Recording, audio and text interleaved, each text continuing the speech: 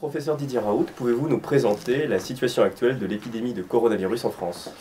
Tout d'abord, le premier point que je voudrais souligner, et je pense que mon équipe a le même sentiment, c'est que je suis d'une certaine façon incroyablement rassuré par le comportement des gens que je vois. Je trouve ça inouï, je trouve qu'on a un soutien extraordinaire, une bienveillance extraordinaire, nombre de messages au soutien, on a des bénévoles, on a des gens qui nous envoient des cadeaux, qui nous encouragent.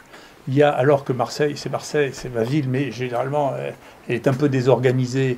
Il y a ici un respect de l'organisation, de la discipline pour les patients. On a 4 fils, tout le monde suit. Il y a des gens extrêmement célèbres que vous rêveriez d'avoir sur un plateau télé qui font la queue comme tout le monde, sans rien dire. Et donc, on voit quelque chose qui, moi, je trouve, me rassure, parce que je pensais que ce pays était plus capable de ça.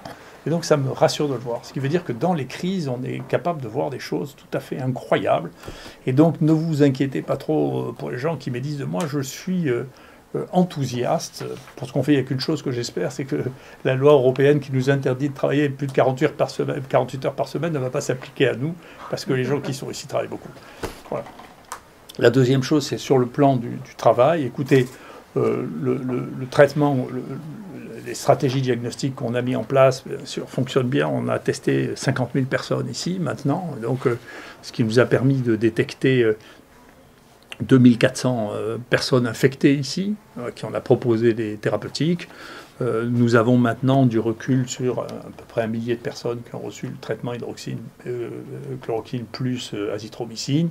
Les choses se sont très bien passées. Nous avons eu à déplorer un décès qui était un homme de 84 ans. C'est tout pour l'instant. Donc après 3 jours de traitement, ce qui nous permet de commencer à avoir une véritable évaluation. Donc on est très satisfait. Faites attention, ne vous auto-prescrivez pas ça. En particulier, il faut qu'il y ait un médecin qui vous prescrive, il faut que vous ayez un électrocardiogramme, qu'on dose le potassium dans votre sang. Il ne faut pas improviser, ce sont quand même des médicaments, et donc il faut y faire attention. Mais globalement, les résultats qu'on a sont très satisfaisants, et je suis très content que l'équipe chinoise vienne de publier une étude comparative entre l'hydroxychloroquine contre pas de traitement, et qui montre qu'effectivement, dans notre cible, qui sont les gens qui sont modérément malades, diagnostiqués au début, l'hydroxychloroquine a un succès important. Il faut faire attention, quand il est trop tard, il est trop tard, c'est-à-dire au moment où les gens sont en réanimation, quand ils ont des syndromes de détresse respiratoire, quand on est obligé de les intuber, en réalité, ça n'est plus l'heure des antiviraux. On sait ça pour la grippe, par exemple. Les médicaments qui marchent pour la grippe, ça marche dans les 2 premiers jours de la grippe. Là, ça marche un peu plus longtemps. Mais c'est au début qu'il faut lutter contre les virus. Une fois que les lésions sont faites, elles sont un peu irréversibles et on n'arrive plus à les arrêter. Donc, nous, on continue à avoir des données, comme les Chinois, qui montrent que quand on soigne, on détecte les gens, quand on les soigne au début de la maladie, on a des résultats qui évite une évolution défavorable, et on est content que les choses aillent dans ce sens-là. Donc c'est ce que nous avons maintenant et ce dont nous sommes contents en termes de résultats. Bien entendu, on communique ces résultats quotidiennement au ministère de la Santé, à nos autorités de santé, de manière à ce qu'ils en tiennent compte pour les décisions qu'ils ont à prendre. Voilà, mais maintenant, je ne voudrais pas que vous imaginiez que je suis tout seul, et donc je voudrais vous présenter l'état-major des gens qui travaillent avec nous, qui travaillent comme des fous, comme tous les gens ici. Je ne peux pas faire venir tout le monde pour vous les présenter, mais les gens qui travaillent ici se donnent cœurs et âmes pour pouvoir essayer de faire fonctionner les choses. Et donc, il faut que vous voyiez leur tête. Voilà. Le professeur Parola, qui est un des chefs de service, médecin interniste et infectiologue, qui prend en charge une grande partie des malades, qui nous aide beaucoup dans cette situation. Yolande Obadia, qui est la présidente de notre conseil, qui nous aide énormément pour la logistique, la saisie des données, l'organisation avec les partenaires environnants. Philippe Colson, qui supervise toutes les PCR et tous les examens biologiques du laboratoire. Il a un travail de fou. Lui, il a dépassé les 70 heures par semaine.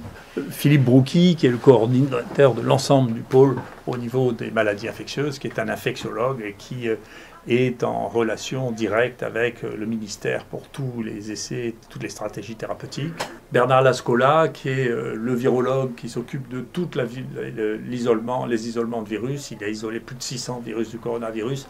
Il a fait tous les tests de sensibilité aux antiviraux qui ont montré une activité extraordinaire de l'association de l'hydroxychloroquine plus l'azithromycine sur les virus à l'intérieur des cellules, qui nous a conforté dans le fait que c'était probablement la meilleure association de toutes. Philippe Gautret, qui s'occupe de toutes les cohortes, de l'analyse des données, de la mise en forme des tests statistiques et qui travaille aussi jour et nuit pour répondre aux demandes un peu exigeantes que je formule en termes de rapidité. Florence Fénola, qui est professeur de microbiologie, qui dirige le comité de lutte contre l'infection nosocomiale et qui essaie d'organiser les rapports avec les gens qui sont un peu affolés dans les hôpitaux par cette épidémie et qu'il fait avec beaucoup de bienveillance et d'efficacité. Mathieu Millon, qui est un de nos jeunes professeurs, qui a la responsabilité de tout ce qui est hôpital de jour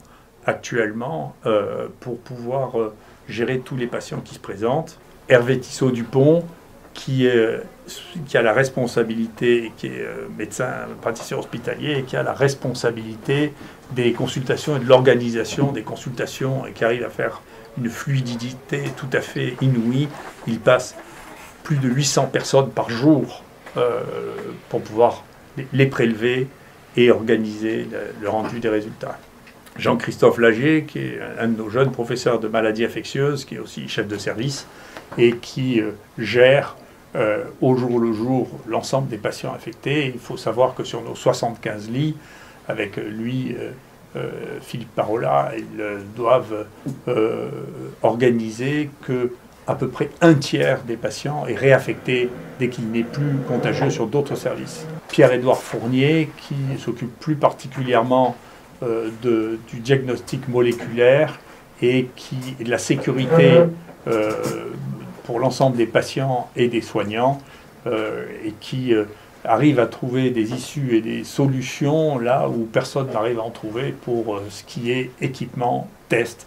Et quand les gens nous demandent par quelle magie on arrive à faire autant de tests, une partie du fait que c'est lui le magicien. Michel Drancourt, qui est le plus ancien de mes collaborateurs, avec qui nous travaillons depuis 35 ans ensemble et qui me seconde à chaque étape et à chaque moment, en particulier en ce moment dans la réorganisation du laboratoire pour faire face aux besoins. Nous avons besoin de changer pratiquement tous les jours l'organisation du laboratoire pour faire face à l'augmentation de la nécessité. Jean-Marc Rollin est notre spécialiste des anti-infectieux, qu'il s'agisse des antibactériens ou des antiviraux.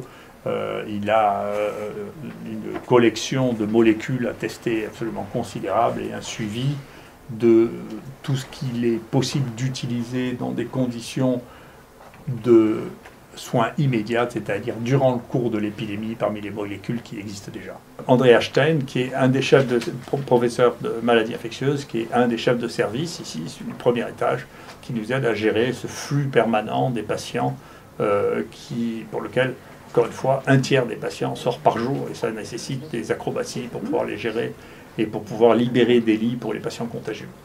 Et enfin, le mistigris, c'est Yanis Roussel, qui est notre go-between avec toute la presse, les médias, et qui est lui aussi submergé de travail pour pouvoir répondre, y compris à nos refus de discuter quotidiennement avec les médias, parce qu'on a beaucoup trop de travail ici pour passer du temps à faire ça, et seuls les résultats à la fin compteront.